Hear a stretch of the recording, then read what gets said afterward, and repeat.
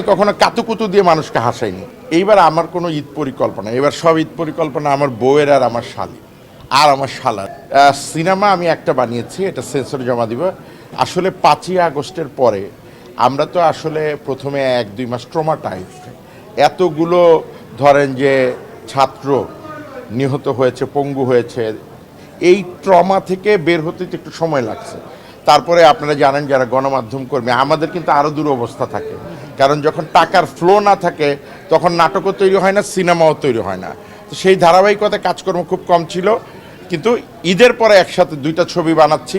নাম ঘোষণা দিচ্ছি না, মনে হয় আপনারাই প্রথম মিডিয়া যারা আমার ইন্টারভিউ ধারণ করছেন, এবং চমৎকার 2টি কমেডি গল্প, এবং আমার মনে হয় যে হাসতে হাসতে পেট ব্যথা হয়ে যাবে। কারণ আমি যখন বাংলাদেশের প্রথম মেগা সিরিয়াল বলতে পারেন ঝঞ্ঝাট বানিয়েছি, আমি কখনো কাতুকুতু দিয়ে মানুষকে হাসাইনি।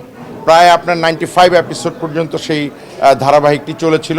শুরু করেছিল নজরুল কুরেশি সাহেব, 7 পর্ব থেকে আমি ডিরেকশন দিয়েছি।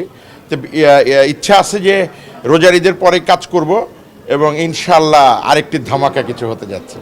আসলে নাটক আর চলচ্চিত্র, আমরা ভাষাটা শুধু ভিন্ন কিন্তু একই ক্যামেরায়।